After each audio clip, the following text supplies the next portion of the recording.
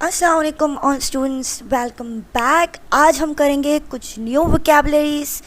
आज की थोड़ी इतनी मुश्किल वोकैबुलरीज नहीं है, इजी है एंड आई होप कि जैसे जैसे हम ये करते जा रहे हैं आपको वोकैबुलरी याद भी होती जाएगी। So now let's start. Make sure कि आप इसको बार बार हमारी जो वोकैबुलरी की जो वीडियोज़ हैं उन्हें बार बार देखें, सुने, ताकि आपको जो है वो ये याद हो जाए। So whenever you feel while you travel, जाते हुए गाड़ी में, जब भी हेडफोन्स, हैंडसेट्स, नेट का क्रेडिट आपके पास हो तो don't forget to do that. इससे आपको बहुत आसानी मिलेगी और अच्छी तरह से आपका जो है वो मेमोराइज हो जाएगा। आपको स्पेशली याद करने की ज़रूरत नहीं पड़ेगी, ये ऑटोमेटिकली आपके दिमाग में बैठ जाएगा। Okay, so now let's come towards the first MCQ. First MCQ is sage.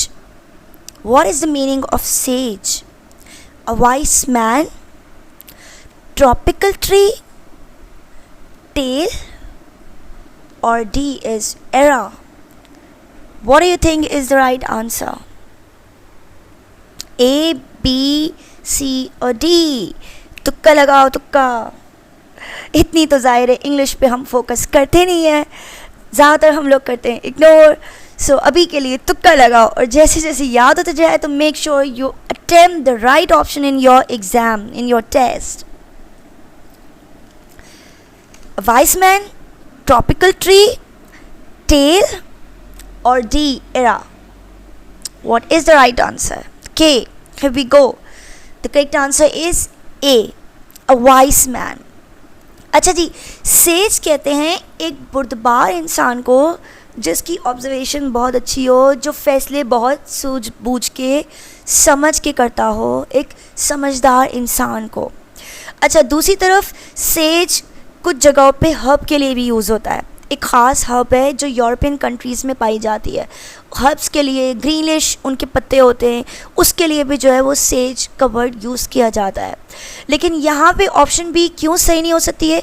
इसलिए कि ट्रॉपिकल ट्री लिखा हुआ है। ट्रॉपिकल ट्री लिखने का मतलब ये है कि वो जो हर्ब्स हैं उनको बहुत ही कूलर इन्वायरमेंट में रखने की ज़रूरत होती है ताकि वो ग्रो कर सकें। और इस तरह के जो हर्ब्स होती हैं या इस तरह के जो प्लांट्स होते हैं उन्हें ज़्यादातर जो है वो घर के अंदर जो है वो ग्रो किया जाता है टेम्परेचर मेंटेन करने के लिए। तो नॉर्मल जगहों पे वो ट्रॉपिकल जो है ना रीजन में यूज़ होने वाली सेज डिफरेंट है और ये जो ट्रॉपिकल ट्री का वर्ड लिखा है वो डिफरेंट है। कहने का मकसद ये है कि सेज ऐसे प्लांट्स हैं जो कि यूरोपियन साउथ की तरफ हैं, मेडिटेरियन रीजन की तरफ हैं। ज़रूरी नहीं है कि वो एरिया ठंडा हो, लेकिन ट्रॉपिकल ट्री जहाँ पे भी मेंशन होगा उसका मतलब है कि उसके लिए एक कूलर इन्वायरमेंट में होना ज़रूरी है और वो ज़्यादातर जो ज़मीन का इक्वेटर होता है, गोलाई की जगह होती है, उस जगह के रीजन में हो। फिर इस तरह की जो ट्रॉपिकल प्लांट्स होते हैं अगर उन्हें जो है वो घर के अंदर लगाया जाए तो उनको कूलर टेम्परेचर में रखना होता है, घर के अंदर की तरफ रखना होता है, बहुत ज़्यादा टेम्परेचर में ग्रो नहीं करते जो ट्रॉपिकल ट्रीज़ होते हैं। तो हमारे पास ट्रॉपिकल ट्री सही आंसर नहीं हो सकता। सेज जो है वो ट्रॉपिकल रीजन्स में ग्रो करने वाला प्लांट नहीं है। ट्रॉपिकल रीजन्स में ग्रो करने वाले ट्रीज़ अलग होते हैं। Third is tail. ये तो हम बचपन से पढ़ते आ रहे हैं, जितने भी इंग्लिश की हमारी जो बुक्स है प्राइमरी क्लासेस की 1 to 5 उसमें स्टोरी के लिए टेल का वर्ड यूज़ किया जाता है। सो ब्रिटिश इंग्लिश में, पुरानी इंग्लिश में टेल स्टोरी को कहा जाता था। And era is like century, एक लॉन्ग ड्यूरेशन, पिछले ज़माने के लिए या पिछले दौर के लिए बेसिकली एरा का वर्ड यूज़ किया जाता है। That's why the answer is A, wise man. Okay, so let's move towards the next. G, admonish. What is the meaning of admonish? अच्छा, अगेन ये वोकैबुलरी हम कर रहे हैं किसकी? सिनोनिम्स की। So we are finding out ऐसे words जिनके सिमिलर मीनिंग्स हो। Synonyms are similar meanings. You can say it vocabulary, you can say it synonym. और आपको पता है कि हर एप्टीट्यूड टेस्ट में किसी भी यूनिवर्सिटी का हो, किसी भी बोर्ड का हो, उसमें एक MCQ सिनोनिम का ज़रूर आएगा। सो डोंट फॉरगेट अच्छा, इसमें अब सब लोगों को बहुत सारी ये परेशानी होती है कि एमसीक्यूज़ में इंग्लिश तो बहुत वास्ट है, इंग्लिश की तो पूरी पूरी हज़ार पेजेस की डिक्शनरी है, हम सारी की सारी तो याद नहीं कर सकते, इतने सारे वर्ड्स, हम कितने वर्ड्स यूज़ करेंगे, हमें कुछ इम्पॉर्टेंट वर्ड्स मिल जाएं। तो फर्स्ट थिंग, कोई शॉर्टकट नहीं है, कोई शॉर्टकट नहीं है, कोई ऐसा शॉर्टकट स्पेसिफिक वर्ड्स नहीं है जो कि आएंगे तो आपको वो दे दिए जाएं कि जी ये वर्ड्स हैं, इनको कर ले, एप्टीट्यूड में आए। एप्टीट्यूड अनएक्सपेक्टेड होता है, हर साल टेस्ट डिफरेंट होता है, कहीं से भी वर्ड आ सकता है। लेकिन जो सिमिलर वर्ड्स हैं जो पास के पेपर्स में आते रहे हैं डिफरेंट यूनिवर्सिटीज़ के, हम उन्हें कवर करेंगे ताकि अगर उनमें से कोई वर्ड रिपीटेड हो तो वो आपको हो। इसके अलावा आपकी 9th matric, first year, second year की जो इंग्लिश की बुक्स है उनकी वोकैबुलरीज़ में से मे बी के वर्ड्स आते हैं, तो वो वर्डिंग्स पे आपकी ग्रिप होनी चाहिए। फिर एक आसान तरीका मैं आपको और बताती हूँ इंग्लिश वोकैबुलरी, ख़ासतौर पे जो लोग बी कैट के स्टूडेंट्स हैं जो बिजनेस स्कूल्स में अपने टेस्ट देंगे। बी कैट में बहुत इंपॉर्टेंट होता है इंग्लिश का पोर्शन। उसके लिए एक तो आप लोग अपने घर में डॉन का अखबार लगा लें, सेकेंडली कोई भी इंग्लिश न्यूज़पेपर लगा लें, हफ्ते में एक दफ़ा, तो मैं अभी नहीं कहूँगी because time is really short, तो वो आप या किसी के घर में डॉन का या कोई इंग्लिश न्यूज़पेपर आता हो, कोई मैगज़ीन आता हो, तो आप उनसे कहें कि यार मुझे दे दिया करो, मेरा एग्ज़ाम है, तो उसको आप डेली बेसिस पे पढ़ना शुरू करें। तो उससे भी आपकी वर्डिंग्स जो है वो इंग्लिश की इम्प्रूव हो जाएंगी। फिर जहाँ आपको वो वर्ड समझ में ना आए, डिक्शनरी में जाएं, देखें, तो इस तरह भी आपकी इंग्लिश बहुत इम्प्रूव होगी। ये सिर्फ और सिर्फ वोकैबुलरी के लिए नहीं, बल्कि पैराग्राफ, आउटलाइन राइटिंग, इस तरह के भी जो आपके आते हैं सेट 1, सेट 2 के एग्ज़ाम्स में इंग्लिश का पोर्शन, और जो CBM के, IBA के, जैबिस के जो टेस्ट होते हैं उनमें भी, कराची यूनिवर्सिटी के जो टेस्ट होते हैं, पंजाब यूनिवर्सिटी के जो टेस्ट होते हैं, उनमें भी जो इंग्लिश का पोर्शन है, उनकी paraphrasing, paragraph shortening, summary creation, तो उन सब चीज़ें में इलस्ट्रेशन, एक्सप्लेनेशन, उन सब टाइप के क्वेश्चंस में भी आपको ये चीज़ बहुत हेल्प करेगी। तो आप किसी के भी पता लगाएं, रिश्तेदारों में किस किस के पास है जो इंग्लिश में उसके घर में न्यूज़ लेटर आता है, उठाएं और पढ़ना शुरू कर दें। ओके, वेल अगेन MCQ की तरफ। एडमोनिश, एडमोनिश की क्या मीनिंग है? A, polish, B, escape, C, worship, or D, caution. What is the right answer? A, polish, B, escape, C, worship, or D, caution. Yes, what's the right answer? जल्दी जल्दी comment below. Whatever the answer you feel is right, comment below. तो कहीं क्यों ना हो, जो भी आपको सही लगता है, please write down in the comment A, B, C or D. Let's check आपको कितना आता है। Answer is D, caution. क्यों है आंसर D? आइए देखते हैं। एडमोनिश, एडमोनिश कहते हैं किसी को वार्न करना, किसी को वार्निंग देना, किसी को जो है ना अलार्म देना कि ये चीज़ ना करो, एहतियाती तदाबीर का कहना। ए हमारे पास पॉलिश है, पॉलिश किसी वार्निंग को तो नहीं कहते। बी, स्केप, स्केप का मतलब होता है उस जगह को से भाग जाना या उस चीज़ को जो है ना वो निगलेक्ट कर देना, इग्नोर कर देना, डिलीट कर देना, सो स्केप भी नहीं हो सकता। सी, वर्शिप, वर्शिप कहते हैं इबादत करने को, जैसे हम लोग बोलते हैं वी वर्शिप अल्लाह, इबादत करते हैं हम लोग, तो वर्शिप इबादत करने को। डी, कॉशन, कॉशन का आप देखिए जगह जगह पे जितने भी आप हॉस्पिटल्स में जाएं कहीं ना कहीं कॉशन लिखा होता है, वो एक तरह का अलर्ट होता है कि एहतियात करें, एक तरह की वार्निंग होती है कि इस जगह ख़तरा है, ये ना करें। कुछ मेडिसिन होती हैं उनके ऊपर लिखा होता है कॉशन, इसे हीट पे ना रखें। बैटरी देखें, मोबाइल की बैटरी होती है उस पर हमेशा बैटरी के ऊपर लिखा होता है कॉशन, इसे हीट पे ना रखें, ब्लास्ट हो सकती है। तो कॉशन जो होती है वो क्या होती है, एक तरह की वार्निंग होती है। That's why the answer is D, admonish, D, caution. Now, beset. What is the meaning of beset? What is the synonym of beset? इन चारों में से कौन सा ऐसा है जिसके मीनिंग beset से करीब है? A, plead, B, perplex, C, pertain to, और D, deny. A, B, C or D? What do you think is the right answer? जो भी लगता हो comment below, and please do subscribe this channel on YouTube, Pass MDCAT Now. Also do follow our page Pass MDCAT Now. अगर आप उसको follow पे click करेंगे तो जितनी भी अपलोडिंग्स होंगी उन सब का आपको शो अप होगा, नोटिफिकेशंस आएंगी, तो इस तरीके से आप कोई भी चीज़ मिस नहीं करेंगे.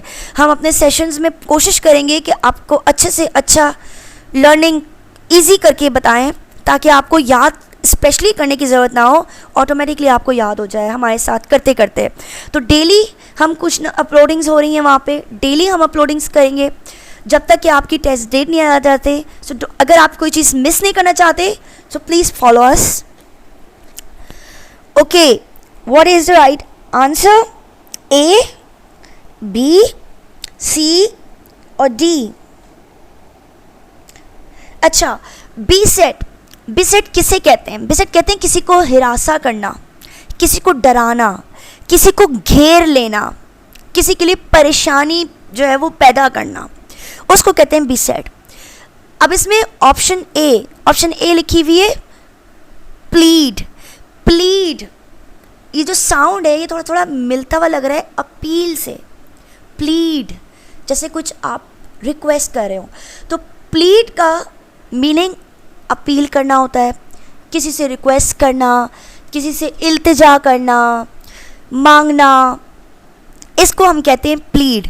तो ये हिरासा करना तो नहीं है, ये तो ऑलरेडी किसी के आगे सरेंडर करना है, उससे रिक्वेस्ट करना है. So A can not be the right answer. Now second is perplex. Perplex का क्या मतलब होता है? परप्लेक्स का मतलब होता है कि किसी को मुकम्मल तौर पे तंग करना, उसके लिए चीज़ों को कॉम्प्लिकेट करना, उसके लिए प्रॉब्लम्स को क्रिएट करना, उसे कंफ्यूज करना, इसे कहते हैं परप्लेक्स. अच्छा, अब सी देखिए, पर्टेन टू. पर्टेन टू का मतलब होता है किसी चीज़ से ताल्लुक़ होना, किसी चीज़ से रिलेट करना, कोई चीज़ ऐसी जिस पे जो है वो एप्लीकेबल हो कि भाई ये भी हो सकता है, इसके हालात ऐसे हैं कि इस चीज़ में ये बनती है. किसी से बिलोंग कोई चीज़ को करना, ताल्लुक़ जोड़ना किसी चीज़ का, उसे कहते हैं पर्टेन टू.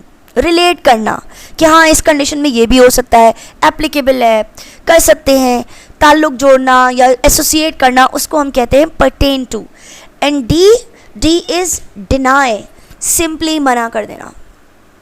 सो मना करना एक अलग चीज़ है और किसी को हरासा करना, किसी को घेरना, किसी को परेशान करना, ये एक अलग चीज़ है. So D can not be the right answer.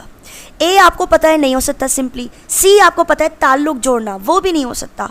So B is the right answer which is perplex. मतलब उसके लिए कॉम्प्लिकेशन हम कर रहे हैं, उसको हम कंफ्यूज कर रहे हैं, उसे हरासा कर रहे हैं, उसकी मुश्किलात को हम बढ़ा रहे हैं. ये हमारे लिए है the right answer B, perplex. Okay, let's move towards the next. Figment. आपके ख्याल से इन चारों में से कौन सा फिगमेंट के लिए ज़्यादा बेहतर वर्ड है? ए, ऑर्नामेंटल ओपन वर्क, और बी, परफ्यूम, सी, अनडेवलप्ड, डी, इन्वेंशन. क्या लगता है आपको? सिक्स सेंस क्या कहते हैं आपका? अगर आपको मीनिंग नहीं आती है, सिक्स सेंस आपका क्या बताता है? फिगमेंट का क्या मीनिंग हो सकता है? ए, बी, सी और D. Ornamental open work, perfume, undeveloped और इन्वेंशन. ए, बी, सी और D. What ever answer comes in your mind, please comment below.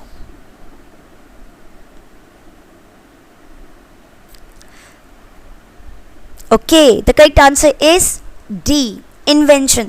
अब ये डी इन्वेंशन क्यों है इसका आंसर, आइए देखते हैं. पहला वर्ड हमारे पास क्या है? Ornamental open work. ऑर्नामेंटल कहते हैं सजावट की चीज़ों को. ऑर्नामेंट्स हम कहते हैं ना, ऑर्नामेंट्स सजावट के फूल, गुलदान, प्लांट्स, ऑर्नामेंटल प्लांट्स, सजाने के जो आपके डेकोरेशंस होते हैं. सो ऑर्नामेंटल ओपन वर्क, सजावट की कोई चीज़. B, perfume. खुशबू सबको पता है। सी अनडेवलप्ड, जो अभी डेवलप नहीं हुआ है, अभी मुकम्मल तौर पे प्रोग्रेसिव कंडीशन पे बना हुआ नहीं है। और डी इन्वेंशन, कोई चीज़ इजाद करना। ये 4 ऑप्शंस के मायने। अब फिगमेंट किसे कहते हैं? फिगमेंट कहते हैं ख्याली पिलाओ। बेसिकली फिगमेंट का मतलब आपने अपने ख्याल में, तसव्वुर में कोई चीज़ इमेजिन की और फिर उस इमेजिनेशन से आपने कुछ बनाया। So this is called figment. जितनी भी आप देखिए डिस्कवरीज हुई हैं, डिस्कवरीज तो नहीं, जितनी भी आप देखिए इन्वेंशंस हुई हैं, इन्वेंशन और डिस्कवरी में वैसे क्या फ़र्क होता है? Both are 2 different things. क्या फ़र्क होता है इन्वेंशन में और डिस्कवरी में? डिस्कवरी कहते हैं दरियाफ्त करना, चीज़ मौजूद थी, आपने उसे ढूंढ के निकाला है, ये होती है डिस्कवरी। इन्वेंशन कहते हैं क्रिएट करना, चीज़ को आपने खुद बनाया है, खुद डेवलप किया है, खुद इजाद किया है। सो ये बेसिकली इन्वेंशन और डिस्कवरी का फ़र्क है। फिगमेंट अगर आप देखें, जितने भी साइंटिस्ट गुजरे हैं, सब ने पहले अपने दिमाग में उस चीज़ को इमेजिन किया है, उनके ख़्याल में एक इमेज बना है, इमेजिनेशन के बाद फिर उसको जो है वो उन्होंने उसके ऊपर काम किया है और फिर उसे इजाद किया है। सो फिगमेंट के सबसे करीब जो हमारे पास है वो है invention. That's why the right answer is D. Okay, now let's move towards the other one, glip. This is glip. A dull, B thin, C weak, or D fluent? What do you think is the right option? If you know the answer, please write down in the comment. If you don't know the answer, then जो भी आपको लग रहा है, तुक्का लगाएं, देख लें सही है गलत है, जो भी है पता तो लग ही जाएगा ना कि कितनी अच्छी इंग्लिश है, पता तो लग ही जाएगा कि कितना आपका माइंड सही काम कर रहा है, इंट्यूशंस कितनी सही काम करी कि यार जो मुझे लग रहा है वही आंसर हो सकता है। ओवर कॉन्फिडेंट नहीं होना, ओवर कॉन्फिडेंट नहीं होना, लेकिन थोड़ा बहुत अपनी इंट्यूशंस को अहमियत देनी है। आपके माइंड जो क्लिक करे वो 50% सही होता है, 70% सही होता है। ओके, ग्लिप। ग्लिप क्या लगता है आपको? ए डल, डल सबको पता है डल के क्या मतलब होता है। बी थिन, पतला। सी वीक, वीक सबको पता है कमज़ोर। एंड फ्लुएंट, फ्लुएंट का मतलब होता है रवानी से, जिस चीज़ को आप रवानी से बग़ैर रुकावट के धड़ धड़ धड़ धड़ धड़ धड़ बोले चले जा रहे हो, करे चले जा रहे हो, उसको हम कहते हैं फ्लुएंट। ग्लिप किसे कहते हैं? ग्लिप का मतलब भी फ्लुएंट होता है, रवानी से कोई काम कर रहा है। ज़रूरी नहीं है कि जो चीज़ रवानी से बोली जाए या जो बंदा रवानी से काम कर रहा हो वो बात सही भी हो, ज़रूरी नहीं है कि वो बात सही हो। यहाँ सही और गलत की बात नहीं हो रही, यहाँ ये हो रहा है कि बग़ैर रुकावट के रवानी से बोल रहे हैं। सो उसको कहते हैं हम grip.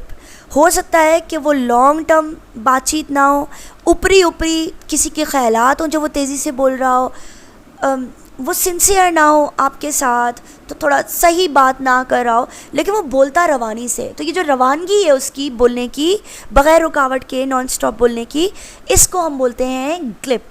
So D is the correct answer, fluent. Okay, इंशाल्लाह नेक्स्ट टेस्ट में और वोकैबुलरीज करेंगे। So stay tune with us. आपको कोई भी क्यूरीज हो, काउंसलिंग सेशंस अगर आपको हमारे साथ करने हो या आपको हमारे साथ क्रैश कोर्स करने हो, तो please reach out to our instructors at our email mystudents1011@outlook.com। और again don't forget to follow this page, everything you will get here. बहुत सारी चीज़ें आपको हेल्पफुल इस पेज पे मिलेंगी। फॉलो नहीं करेंगे तो मे बी कि आपकी नज़रों से मिस हो जाए, एंड आई डोंट वांट कि कोई भी चीज़ आपके पास से मिस हो और उसके बाद ये टेस्ट करने के बाद आपको ख्याल आए काश मैं इस पेज पे देख लेता, मैंने ये एमसीक्यू गलत कर दिया, काश कि मैं इससे देख लेती, यार वही क्वेश्चन आया जो उन्होंने बताया था। सो आई डोंट वांट। और इस पेज पे हम पास पेपर्स को भी डिस्कस करेंगे। Best of luck to all of you. Thank you so much.